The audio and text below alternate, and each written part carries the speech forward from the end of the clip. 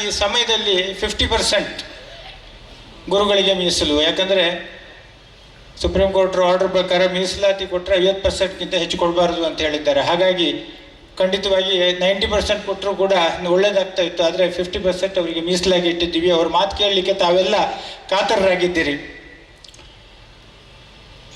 ಗುರುಗಳಿಗೆ ಉಡುಪಿ ಅಂದರೆ ಭಾಳ ಇಷ್ಟ ಅಂತ ಅವ್ರಿಗೆ ಗೊತ್ತಿದ್ದು ಅವರು ಹೇಳಿದರು. ಯಾಕಂದರೆ ಇಲ್ಲಿ ಬುದ್ಧಿಜೀವಿಗಳಿರ್ತಾರೆ ಅಂತ.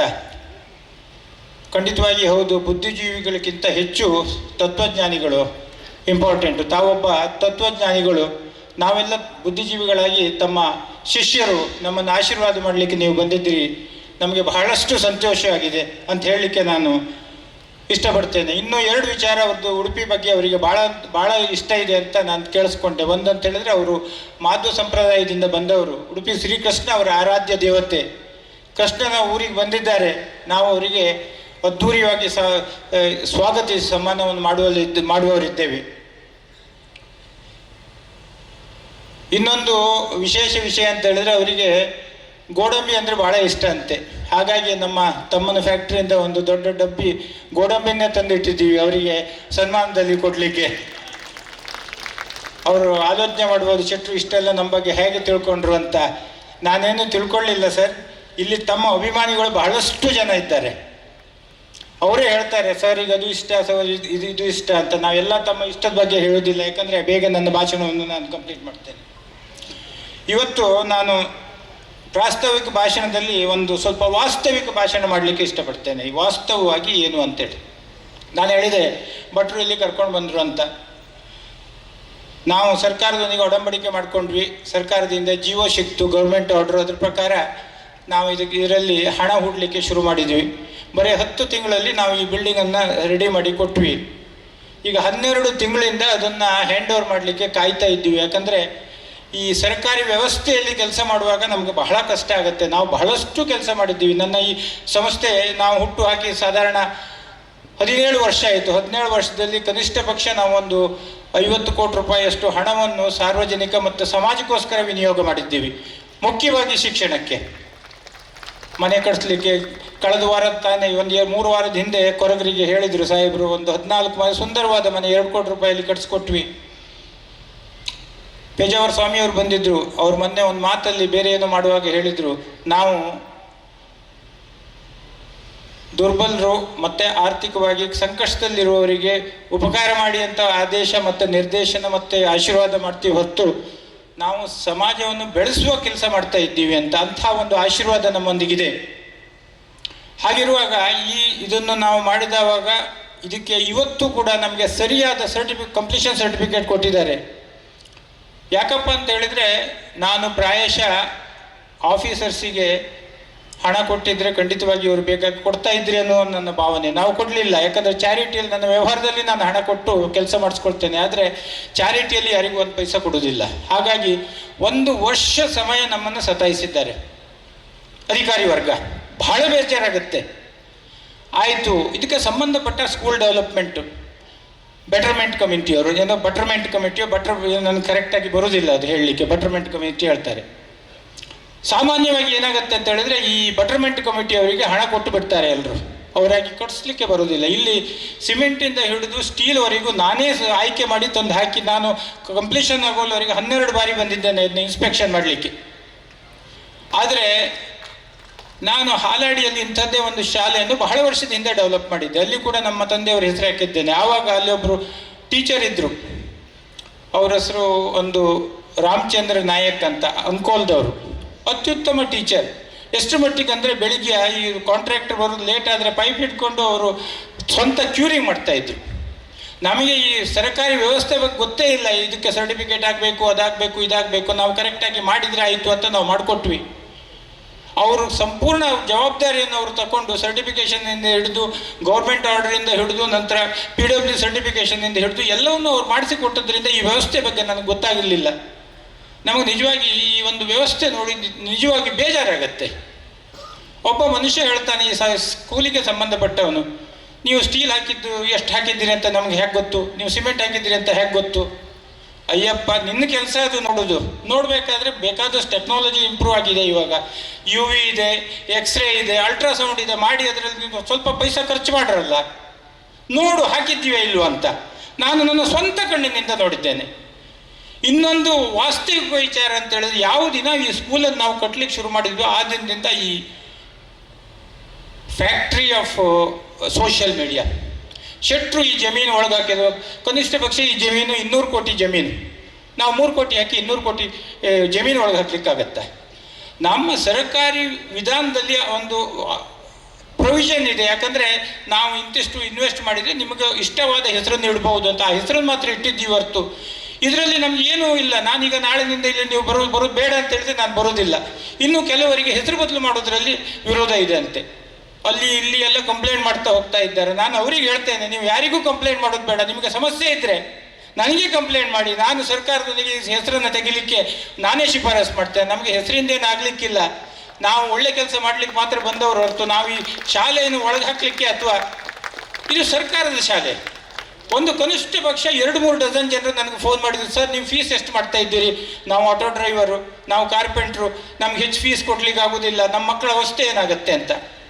ಆ ಲೆಕ್ಕದ ಒಂದು ಕೆಟ್ಟ ಸಂಪ್ರದಾಯವನ್ನು ರೂಢಿಸ್ಕೊಂಡವರು ಕೆಲವು ಜನರು. ನಾನು ಹೇಳಿದೆ ನಮ್ಮ ಹುಡುಗರ ಹತ್ರ, ನಮ್ಮದು ಲೀಗಲ್ ಡಿಪಾರ್ಟ್ಮೆಂಟಿಗೆ, ಇದಾದಮೇಲೆ ಒಂದು ಸೈಬರಿಗೆ ಕಂಪ್ಲೇಂಟ್ ಮಾಡಿ ಒಂದು 2 ಒಳಗೆ ಹಾಕ್ಸ್ತೇನೆ ಈ ಸಲ. ಆವಾಗ ಇಂಥದ್ದೆಲ್ಲ ಬಂದಾಗತ್ತೆ. ನಿಮ್ಮ ಜವಾಬ್ದಾರಿ ಅಂದರೆ ಒಳ್ಳೆ ಕೆಲಸವನ್ನು ಸಮಾಜಕ್ಕೆ ತಲುಪಿಸೋದು. ಕೆಟ್ಟ ವಿಷಯವನ್ನು ನೀವು ಸಮಾಜಕ್ಕೆ ಯಾಕೆ, ನನಗೇನಾಗಬೇಕು ಸರ್, ಆಗ ಮಾಡಬೇಡಿ ಅಂತ ನಾನು ವಿನಂತಿ ಮಾಡ್ತೇನೆ. ಇನ್ನು ಮೇಲಾದರೂ ಇಂಥದ್ದನ್ನ ಮಾಡಬಾರ್ದು ಅಂತ. ಇವತ್ತು ತುಂಬ ಮೇಷ್ಟ್ರು ಬಂದಿದ್ದಾರೆ.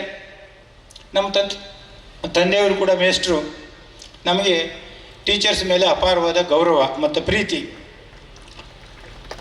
ತಾವು ಡಾಕ್ಟ್ರು ಕರ್ಜಗಿ ಸಾಹೇಬ್ರ ಮಾತನ್ನು ಕೇಳಿಸ್ಕೊಳ್ಳಿ. ನಾವು ಹೀಗೆ ಮಾತಾಡ್ತಾ ಹೋದರೆ ಲೇಟ್ ಆಗ್ಬೋದು, ಮಾತಾಡಲಿಕ್ಕೆ ತುಂಬ ಇದೆ, ಲೇಟ್ ಆಗಿದೆ. ಹಾಗಾಗಿ ನನ್ನ 1-2 ಮಾತನ್ನು ಆಡಿ ಇಲ್ಲೇ ನನ್ನ ಭಾಷಣವನ್ನು ಕೊನೆಗೊಳಿಸ್ತೇನೆ. ಜೈ ಹಿಂದ್.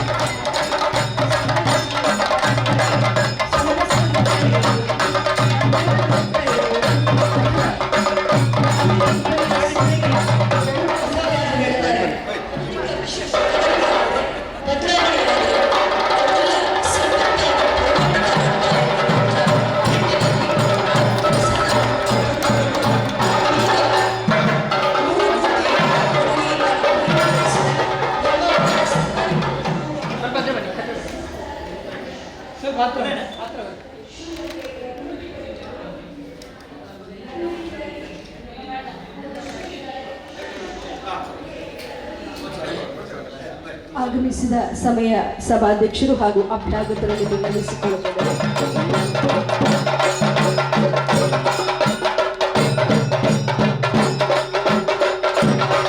ಶ್ರೀ ಕರ್ನಾಟಕ ಪಬ್ಲಿಕ್ ಸ್ಕೂಲ್ ಬ್ರಹ್ಮಾವರ ಇದರ ಪ್ರಾಂಶುಪಾಲರಾಗಿ ಕಟ್ಟಡದ ದಾಖಲೆ ಪತ್ರಗಳನ್ನು ಹಸ್ತಾಂತರಿಸಿ ಕೊಡ್ಲಿಕ್ಕೆ ಇರುವಂಥದ್ದು ಒಂದು ಮುಗುಳಾಗೆ ಇನ್ನೊಂದು ಜೋರಾದ ಕರತಾಡನ.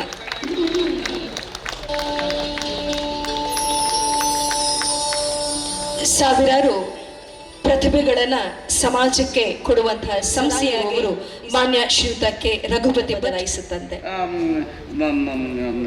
LKG ಪ್ರಾರಂಭ. ಹಾಗಾಗಿ ನಮ್ಮ ಶಾಲೆಯ ನಾನು ಹೇಳಿದ್ದು ಜಿಲ್ಲೆಯ ಒಂದು ಇತಿಹಾಸ ಪುಟದಲ್ಲಿ ಇವತ್ತು ನಮ್ಮ ಒಂದು ಅನುದಾನಿತ ಶಾಲೆಗೆ ಇವತ್ತು ವಿಶೇಷವಾದ ಕೃತಜ್ಞತೆ, ಅಭಿನಂದನೆ ಸಲ್ಲಿಸಿ ಮಾತನಾಡ್ತಾ ಇದ್ದೀವಿ. ಧನ್ಯವಾದಗಳು ಶ್ರೀಯುತರಿಗೆ. ನಮ್ಮ ಜೊತೆ ಇದ್ದಾರೆ ಶ್ರೀಯುತ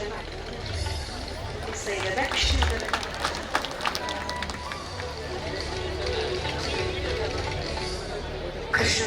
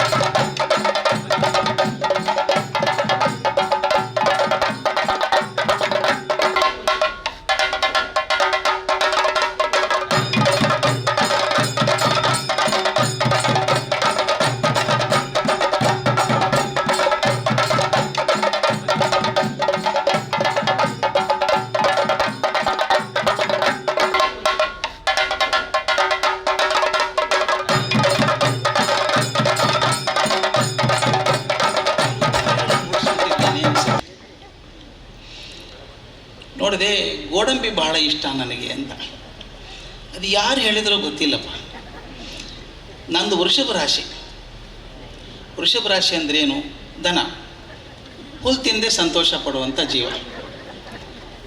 ಏನು ಬೇಯಿಸಿ ಹಾಕಿದರೂ ಚೆನ್ನಾಗಿರುತ್ತೆ. ಗೋಡಂಬಿ ಇಷ್ಟ ಅಂತ ಅದು ಯಾರು ಹೇಳಿದ್ರು ಗೊತ್ತಿಲ್ಲ. ಒಳ್ಳೇದಿರ್ಬೋದೇನೋ, ಗೋಡಂಬಿ ಅಂದರೆ ಇಷ್ಟ ಅಂತ ಏನು ಸುದ್ದಿ ಇಲ್ಲ ಅದು. ಈಗ ನನಗೆ ಇನ್ನೊಂದು ಭಯ ಇತ್ತು.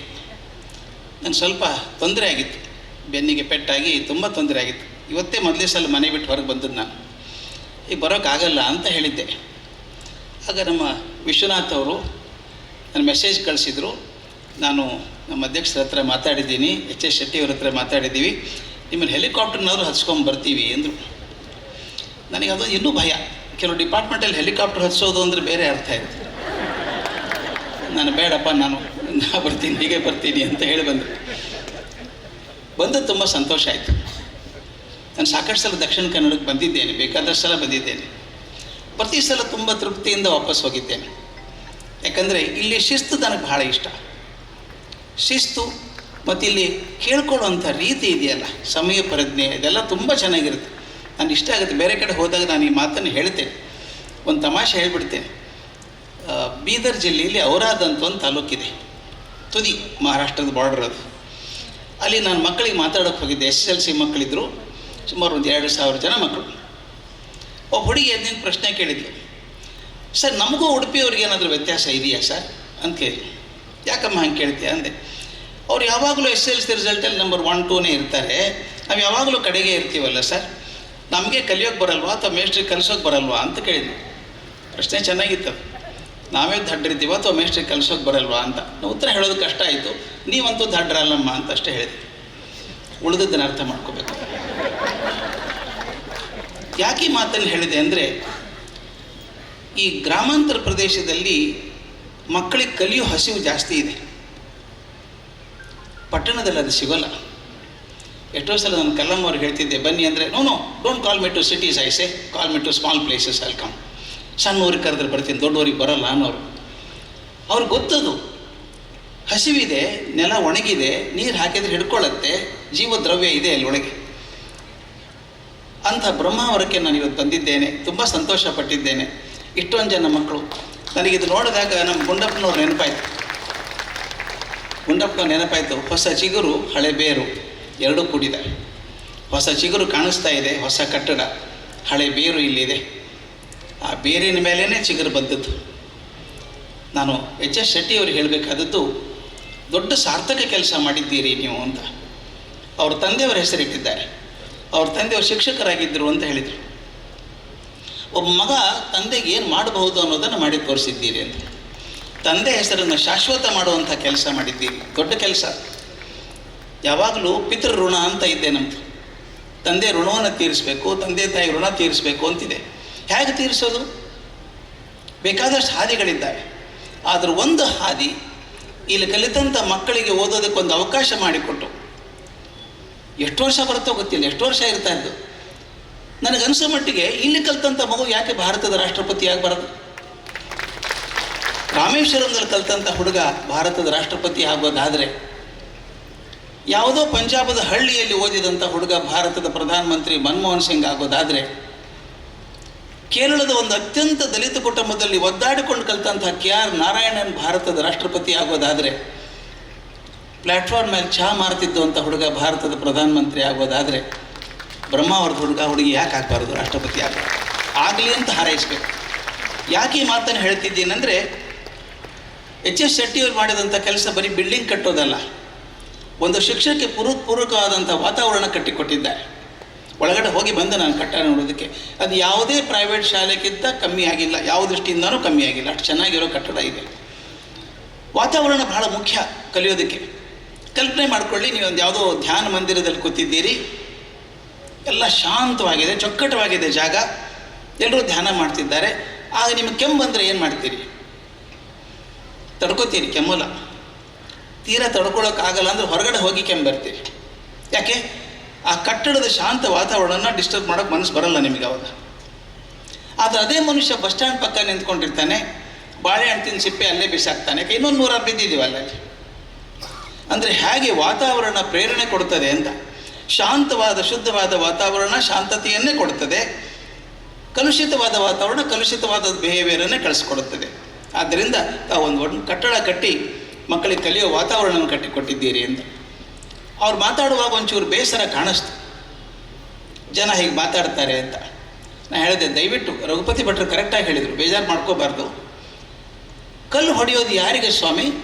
ಹಣ್ಣಿದ್ದ ಮರಕ್ಕೆ ತಾನೆ. ಬರಡು ಗಿಡಕ್ಕೆ ಯಾರಾದರೂ ಕಲ್ಲು ಹೊಡಿತಾರೆ? ನಿಮ್ಮ ಕಡೆ ಕೊಡೋ ಶಕ್ತಿ ಇರೋದ್ರಿಂದ ಜನ ಮಾತಾಡ್ತಾರೆ. ಒಂದು ಮಾತು ಹೇಳ್ತೀನಿ, ಯಾರು ಕೊಟ್ಟರೋ ಅವ್ರು ಶಾಶ್ವತವಾಗಿ ಉಳಿದ್ರು, ಯಾರು ಪಡ್ಕೊಂಡ್ರು ಅವ್ರು ಯಾರು ಉಳಿದಿಲ್ಲ. ನಾನು ಹಿಂದಕ್ಕೊಂದು ಬರೆದಿದ್ದೆ ಅದನ್ನು. ನಾನು ಕಾಲೇಜಲ್ಲಿ ಪಾಠ ಮಾಡುವಾಗ MSc ಹುಡುಗರಿಗೆ ಪಾಠ ಮಾಡ್ತಿದ್ದೆ. ನಾನು ಕಲಿಸಿದ ರಸಾಯನಶಾಸ್ತ್ರ ಕಲಿಸ್ತಾ ಒಂದು ಪ್ರಶ್ನೆ ಕೇಳಿದೆ ಹುಡುಗರಿಗೆ. ನಾನು ಆವಾಗಲೂ ಹಾಗೇನೆ ಸ್ವಲ್ಪ ಆ ಕಡೆ ಹೋಗೇ ಬರೋದು. ನಾನು, ನಿಮ್ಮ ಅಜ್ಜನ ಹೆಸರು ಎಷ್ಟು ಮಂದಿಗೆ ಗೊತ್ತು ಅಂತ ಕೇಳಿದೆ. ಅವರಂದ್ರು, ಅಜ್ಜನಿಗೂ ಕೆಮಿಸ್ಟ್ರಿಗೆ ಏನು ಸಂಬಂಧ? ಒಂದು ಮೇಷ್ಟ್ರು ಕೇಳಿದ್ರೆ ಹೇಳಬೇಕಲ್ಲ. ಎಲ್ಲರೂ ಕೈ ಎತ್ತಿದ್ರು. ಸಂತೋಷ, ಎಲ್ರಿಗೂ ಅಜ್ಜನ ಹೆಸರು ಗೊತ್ತಿದೆ. ಒಂದು 10 ಸೆಕೆಂಡ್ ಬಿಟ್ಟೆ, ನಿಮ್ಮ ಅಜ್ಜನ ಹೆಸರು ಎಷ್ಟು ಮಂದಿಗೆ ಗೊತ್ತಿದೆ ಅಂತ ಕೇಳಿದೆ. ಮುಖ ನೋಡ್ಕೊಂಡು ಹುಡುಗರು ಒಂದು 5-6 ಜನ ಕೈ ಎತ್ತಿದ್ರು. ಅಡ್ಡಿಲ್ಲ, 6 ಜನಕ್ಕಾದ್ರೂ ಗೊತ್ತಲ್ಲ ಅಜ್ಜನ ಹೆಸರು. ಮತ್ತೊಂದು 10 ಸೆಕೆಂಡ್ ಬಿಟ್ಟೆ, ಅಜ್ಜನ ಹೆಸರು ಎಷ್ಟು ಮಂದಿಗೆ ಗೊತ್ತು ಅಂತ. ಯಾರೂ ಕೈ ಎತ್ತಲಿಲ್ಲ. ಆಶ್ಚರ್ಯ ಅಲ್ವಾ? ನಿಮ್ಮ ಅಜ್ಜನ ಹೆಸರೇ ಗೊತ್ತಿಲ್ಲ ನಿಮಗೆ ಅಂದೆ. ಒಬ್ಬ ಹುಡುಗಿ ಎದ್ದು ನಿಂತ್ಕೊಂಡು ಜೋರಾಗಿ ಒರಟಾಗಿ ಮಾತಾಡಿದ್ಲು. ಏನು ಪ್ರಯೋಜನ ಬಿಡಿ ಸರ್ ಅಂದು. ನಮ್ಮ ತಾಯಿ, ನಾನು ನಮ್ಮ ಅಜ್ಜನ ಹೆಸರು ಕೇಳ್ತಾ ಇಲ್ಲ, ನಿಮ್ಮ ಅಜ್ಜನ ಹೆಸರು ಕೇಳ್ತಾ ಇದ್ದೀನಿ, ಏನು ಪ್ರಯೋಜನ ಅಂತೀಯಲ್ಲಮ್ಮ ಅಂದೆ. ಬಿಡಿ ಸರ್, ಏನು ದೊಡ್ಡ ಸಾಧನೆ ಮಾಡಿದ್ದಾರೆ ಅಂತ ನೆನ್ಪಿಡ್ಬೇಕು ಅಂದು. ಆಕೆ ಕೋಪ ನೋಡಿ ಸುಮ್ಮನೆ ಕೂತ್ಕೊಂಬ ತಾಯಿ ಅಂತ ಹೇಳಿದೆ. ಇನ್ನು ಕೆಲವು ಹೆಸರು ಹೇಳ್ತಾ ಹೋಗ್ತೀನಿ, ಗೊತ್ತಿದ್ರೆ ಕೈ ಎತ್ತಿದ್ರೆ ಬಿಟ್ಬಿಡಿ, ಏನು ತಕರಾರಿಲ್ಲ ಅಂತ. ಅವ್ರು ಕುತೂಹಲದಿಂದ ಕೂತಿದ್ರು, ಮೇಷ್ಟ್ರು ಯಾವ ಹೆಸರು ಹೇಳ್ತಾರೆ ಅಂತ. ನಾನು ಹೇಳಿದೆ, ರಾಮ ಗೊತ್ತಾ ನಿಮಗೆ? ಅಯೋಧ್ಯ ರಾಮ ಗೊತ್ತು. ಕೃಷ್ಣ ಗೊತ್ತಾ? ಗೊತ್ತು. ಬುದ್ಧ, ಮಹಾವೀರ, ಯೇಸು ಕ್ರಿಸ್ತ, ರಾಮಕೃಷ್ಣ ಪರಮಹಂಸರು, ವಿವೇಕಾನಂದರು, ಬಸವಣ್ಣ, ಶಂಕರಾಚಾರ್ಯ ಎಲ್ಲ ಗೊತ್ತಾ? ಎಲ್ಲರೂ ಗೊತ್ತು ಅಂದರು. ನನ್ನ ತಕರಾರು ಬಂತು ನೋಡಿ ಅಂತೇಳಿ. ನನ್ನ ತಕರಾರು ಏನು ಅಂದರೆ, ಎಂದಿನ ರಾಮ 9600 ವರ್ಷ ಇದ್ದಂಥ ರಾಮ ನೆನಪಿಟ್ಟಿದ್ದೇನೆ ನಾನು. ನಮ್ಮ ಅಜ್ಜನ ಅಷ್ಟೇನೇನೋನಲ್ಲ, ಅವನ ಹೆಸರು ನೆನಪಿಲ್ಲ ನನಗೆ. ರಾಮನಿಂದ ಹಿಡ್ಕೊಂಡು ಬಸವಣ್ಣವ್ರ ತನಕ ಹೆಸರು ಹಿಡಿದ್ನಲ್ಲ, ಇವ್ರು ಯಾರು ಮೊಮ್ಮಗ ನಾನಲ್ಲ. ಆದರೆ ಎಲ್ರದ್ದು ಹೆಸರು ನೆನಪಿಟ್ಟಿದ್ದೇನೆ. ಅದು ನಮ್ಮ ಅಜ್ಜನ ಹೆಸರೇ ಗೊತ್ತಿಲ್ಲ ನನಗೆ. ಯಾಕೆ? ವಿಚಾರ ಮಾಡಿ ಹೇಳಿ ಅಂತ ಒಂದು 5 ನಿಮಿಷ ಟೈಮ್ ಕೊಟ್ಟರು. ನೆನಪಿದೆ, ಕ್ಲಾಸಲ್ಲಿ ಪದ್ಮಿನಿ ಅಂತ ಹುಡುಗಿ, ಬ್ರಿಲಿಯಂಟ್ ಹುಡುಗಿ ಅದು. ಆಕೆ ಕಣ್ಣಲ್ಲಿ ನೀರಿತ್ತು. ಯಾಕೆ ಪದ್ಮಿನಿ, ಏನಾಯಿತು ಅಂತ ಕೇಳಿದೆ. ಸರ್, ನಿಮ್ಮ ಪ್ರಶ್ನೆ ನನ್ನ ಜೀವನಕ್ಕೊಂದು ಮಾರ್ಗದರ್ಶಿ ಆಯಿತು ಸರ್ ಅಂದು. ಹೌದಾ, ಏನಾಯ್ತದು ಅಂತ ಕೇಳಿದೆ. ಸರ್, ನೀವು ಹೇಳಿದ್ರಲ್ಲ ಸರ್, ರಾಮ ಹಿಡ್ಕೊಂಡು ಬಸವಣ್ಣವ್ರ ತನಕ ಎಲ್ಲ ನೆನಪಿಟ್ಟಿದ್ದೀವಿ, ನಮಗೇನೂ ಸಂಬಂಧ ಇಲ್ಲ ಅವ್ರು ನೋಡಿದರೆ. ಆದರೆ ನಮ್ಗೆ ನಾವು ಬದುಕೋದಕ್ಕೆ ಕಾರಣ ಆದಂಥ ನಮ್ಮ ಅಜ್ಜನ ಹೆಸರೇ ಗೊತ್ತಿಲ್ಲ ನನಗೆ ಅಂದಾಗ ನನಗೊಂದು ಅರ್ಥ ಆಯಿತು ಸರ್. ಆಕೆ ಹೇಳಿದ ಮಾತು ತುಂಬ ಚೆಂದ. ಯಾರು ಬರೀ ತಮಗೋಸ್ಕರ ಬದುಕ್ತಾರೋ ಅವ್ರನ್ನ ಪ್ರಪಂಚ ನಿರ್ದಾಕ್ಷಿಣ್ಯವಾಗಿ ಮರೆತು ಬಿಡ್ತದೆ. ಯಾರು ಮತ್ತೊಬ್ಬರಿಗೋಸ್ಕರ ಬದುಕ್ತಾರೋ ಅವ್ರನ್ನ ಪ್ರಪಂಚ ಶಾಶ್ವತವಾಗಿರ್ತದೆ, ಅವತ್ತು ಮರೆಯಲ್ಲ. ಎಂಥ ಚಂದದ ಮಾತು, ನನಗೆ ಮಾರ್ಗದರ್ಶನ ಆಯ್ತು ಆಕೆ ಹೇಳಿದ್ರಿಂದ. ಯಾರು ಕೊಟ್ಟರೋ ಅವರೆಲ್ಲರೂ ದೊಡ್ಡವರಾದರು, ಯಾರು ಪಡ್ಕೊಂಡ್ರೋ ಅವ್ರ ಹೆಸರು ಪತ್ತೇನೇ ಇಲ್ಲ ನಮ್ಗೆ ಯಾರಿಗೂ. ಈಗ ದಯವಿಟ್ಟು ಗಮನಿಸಿ, ಯಾರ್ಯಾರು ಕೊಟ್ಟರು, ರಾಮನ್ ನೆನೆಸೋದು ಅದಕ್ಕೋಸ್ಕರ, ಒಂದು ಮಾತಿಗೋಸ್ಕರ. ತಾನು ರಾಜ್ಯ ಬಿಟ್ಟು ಹೋದ ಒಂದು ಮಾತಿಗೋಸ್ಕರ, ಸತ್ಯ. ಮತ್ತೊಂದು ಇಲ್ಲೇ ಇಲ್ಲ, ರಾಮೋ ದ್ವಿರ್ನಾಭಿಭಾಷತೆ ಅಂತ ವಾಲ್ಮೀಕಿ ಮಾತು. 2 ಮಾತಿಲ್ಲ ರಾಮನಿಗೆ. ಬುದ್ಧ, ಮಹಾವೀರ ಆರಾಮಾಗಿದ್ದವರು, ರಾಜ್ಕುಮಾರರಾಗಿದ್ದವರು ಬೇಡ ಅಂತ ಬಿಟ್ಟು ಹೋದರು. ಯಾರ್ಯಾರು ಕೊಟ್ಟು ಹೋದರೋ ಬಿಟ್ಟು ಹೋದರೋ ಅವರೆಲ್ಲರೂ ನೆನಪಲ್ಲಿದ್ದಾರೆ. ಬಸವಣ್ಣವ್ರ ಬ್ಯಾಂಕ್ ಬ್ಯಾಲೆನ್ಸ್ ಎಷ್ಟಿತ್ತು? ಬ್ಯಾಂಕೇ ಇರಲಿಲ್ಲ, ಎಲ್ಲಿ ಬ್ಯಾಲೆನ್ಸ್? ಅವ್ರು ಇಟ್ಟದ್ದೆಲ್ಲ ನಮ್ಮ ಹೃದಯದಲ್ಲಿ ಇಟ್ಟದ್ದು. ದಯವಿಟ್ಟು ಗಮನಿಸಿ, 900 ವರ್ಷಗಳ ಹಿಂದೆ ಅವ್ರು ಬರೆದಂಥ ಕನ್ನಡ ಇವತ್ತಿಗೂ ಸಾಧ್ಯ ಆಗ್ತಾ ಇಲ್ಲ ಬರೆಯೋದಕ್ಕೆ ನಮಗೆ. ಕಳಬೇಡ, ಕೊಲ್ಲಬೇಡ, ಹುಸಿ ನುಡಿಯಲು ಬೇಡ, ಒತ್ತಕ್ಷರ ಕೂಡ ಇಲ್ಲಲ್ಲ ಸರ್. ಇಂಥ ಅದ್ಭುತ ಭಾಷೆ. ಆ ಕಾಲಕ್ಕೆ ಸಮಾನತೆಯನ್ನು ತರಬೇಕು ಅಂತ ಒದ್ದಾಡಿದ್ರಲ್ಲ ಬಸವಣ್ಣವರು. ಅವ್ರು ಯಾಕೆ ನೆನೆಸ್ತೀವಿ ಅಂದರೆ ಅವ್ರು ಏನು ಹಣ ಮಾಡಿದರು ಅಂತ ಅದರಿಂದ ಅಲ್ಲ, ಎಷ್ಟು ಕೊಟ್ಟರು ಸಮಾಜಕ್ಕೆ ಅದರ ಮೇಲಾಗಿರುವಂಥದ್ದು. ಅದರಿಂದ ಎಚ್ ಶೆಟ್ಟಿಯವರಿಗೆ ನಾನು ಹೇಳೋದು, ದೊಡ್ಡ ಶಾಶ್ವತವಾದ ಕೆಲಸವನ್ನು ಮಾಡಿದ್ದೀರಿ. ನಿಮ್ಮ ತಂದೆ ಮೇಷ್ಟ್ರು, ಅವರನ್ನು ನೆನೆಸ್ಕೊಂಡು ಅವ್ರ ಹೆಸರು ಶಾಶ್ವತ ಆಗೋ ಹಾಗೆ ಮಾಡಿದ್ದೀರಿ. ಅವ್ರ ಹೆಸರಲ್ಲಿ ಎಷ್ಟೊಂದು ಜನ ಮಕ್ಕಳು ಕಲಿತಾರೆ. ನಾಳೆ ಈ ಮಗು ಕಲ್ತಂಥದ್ದು ಭಾರತದ ರಾಷ್ಟ್ರಪತಿ, ಪ್ರಧಾನಮಂತ್ರಿ, ಗವರ್ನರ್ ಏನೇ ಆದರೂ ಕೂಡ ಆ ಮಗು ಹೇಳುತ್ತೆ ನಾನು ರಾಜೀವ್ ಶೆಟ್ಟಿ ಕರ್ನಾಟಕ ಪಬ್ಲಿಕ್ ಸ್ಕೂಲಲ್ಲಿ ಓದಿ ಬಂದವನು ಅಂತ. ಆ ಹೆಸರು ನಿಮ್ಗೆ ತುಂಬ ತೃಪ್ತಿ ಕೊಡುತ್ತೆ. ಆನಂತರ ಶಿಕ್ಷಣದ ಬಗ್ಗೆ ಮಾತಾಡಬೇಕು ಅಂತ ಹೇಳಿದರು ನನಗೆ. ನಾನು ಅಂದ್ಕೊಂಡಿದ್ದು ಹೀಗೆ, ತುಂಬ ಜನ ಇವತ್ತು ಕೇಳಿದರು, ಪಾರ್ಲಿಮೆಂಟ್ ನಡೀತಾ ಇದೆ, ನೀನು ಇವತ್ತು ಇಲ್ಲಿದ್ದಿ, ಅಸೆಂಬ್ಲಿ ನಡೀತಾ ಇದೆ, ಯಶ್ಪಾಲ್ ಎಲ್ಲಿದ್ದಾರೆ, ಅಧಿಕಾರ ಇರಲಿ ಇಲ್ಲದೆ ಇರಲಿ ರಘುಪತಿ ಭಟ್ರು ಒತ್ತಡದಲ್ಲಿರ್ತಾರೆ, ಅವರು ಭಾಳ ಹೊತ್ತು ಕೂತ್ಕೊಂಡಿದ್ದಾರೆ, ಬೆನ್ನೋ ಅಂತ ಹೇಳಿದಿರುವಂಥ ಖರ್ಜಿಯವರು ಬಂದಿದ್ದಾರೆ, ಏನಿದ್ರೆ ಅರ್ಥ ಕೇಳಿ. ನಾನು ಹೇಳಿದೆ ನಾವ್ಯಾರು ನಾವಾಗಿ ಬಂದದ್ದಲ್ಲ, ಎಚ್ ಎಸ್ ಶೆಟ್ರಿಗೆ ಹೆದರ್ಕೊಂಡೇ ಎಲ್ಲರೂ ಬಂದದ್ದು ಅಂತ ಹೇಳಿ. ಹಾಗಾಗಿ ಒಳ್ಳೆಯ ಕೆಲಸ ಮಾಡುವಂಥ ಎಚ್ ಎಸ್ ಶೆಟ್ಟಿ ಜೊತೆಯಲ್ಲಿ ನಾವೆಲ್ಲ ಇರಬೇಕಾಗಿತ್ತು. ಗುರುರಾಜ್ ಕರ್ಜಿಯವ್ರ ಬಗ್ಗೆ ನಮಗಿರುವ ಪ್ರೀತಿ ಏನಂದರೆ, ಕರ್ನಾಟಕದಲ್ಲಿ ನಾನು ಸಮಾಜ ಕಲ್ಯಾಣ ಮಂತ್ರಿ ಆಗಿರುವಾಗ 850 ಶಾಲೆಗಳು ನಡೆಸುವಂಥ ಜವಾಬ್ದಾರಿ ನಮ್ಮ ಇಲಾಖೆಗಿತ್ತು, ವಸತಿ ಶಾಲೆಗಳನ್ನು. ಆ 850 ಶಾಲೆಗಳಿಗೆ ಒಂದು ರೀತಿಯ ಶಿಕ್ಷಣ ತಜ್ಞರಾಗಿ ನಮಗೆ ಮಾರ್ಗದರ್ಶನ ಮಾಡಲಿಕ್ಕೆ ಸರ್ಕಾರ ಗುರುರಾಜ್ ಕರ್ಜಿಯವ್ರನ್ನ ನೇಮಕ ಮಾಡಿಕೊಂಡಿತ್ತು. ಈ ಉಡುಪಿ ಜಿಲ್ಲೆಯ ದಡ್ಡೊಳಗಿನ ದಡ್ಡ ಒಬ್ಬ ಅಧ್ಯಕ್ಷತೆ ವಹಿಸಿ ಕೂತ್ಕೊಂಡು ಎದುರುಗಡೆ ಗುರುರಾಜ್ ಕರ್ಜಿ ಅಂತ 100 ಜನ ಕೂತ್ಕೊಂಡು ಉತ್ತರ ಹೇಳುವಂಥ ಪರಿಸ್ಥಿತಿ ನಿರ್ಮಾಣ ಆದ್ಕೊಂಡು ನಾನು ದಿಗ್ಭ್ರಮೆಗೊಂಡಿದ್ದೆ ಆ ದಿವಸಗಳಲ್ಲಿ. ಇವತ್ತು ಗುರುರಾಜ್ ಕರ್ಜಿಯವರು ನಮ್ಮ ಜೊತೆ ಬಂದು ನಮ್ಮನ್ನೆಲ್ಲ ಉದ್ದೇಶಿಸಿ ಮಾತನಾಡುವಂಥ ಸಂಭ್ರಮವನ್ನು ಕಂಡೆ. ನನ್ನ ಕೊನೆಯ ಮಾತೊಂದಿಷ್ಟೇ ಏನಂದರೆ, ಶಿಕ್ಷಣ ಹೇಗಿರಬೇಕು, ಎಂತಿರಬೇಕು ಅನ್ನೋದ್ರ ಬಗ್ಗೆ ನನ್ನ ಮಿತಿ ಮೀರಿದ ಚರ್ಚೆ ಇದು. ಆದರೆ ಶಿಕ್ಷಣ ಪಡೆದವರೆಲ್ಲ ವಿಧಾನಸೌಧದೊಳಗೆ ಪಾಕಿಸ್ತಾನಕ್ಕೆ ಜೈ ಅಂದಾಗ ನನಗೆ ಜೀವ ನಡುಗಿ ಹೋಗಿತ್ತು, ಇದೆಂಥ ಕತೆ ಅಂತೇಳಿ.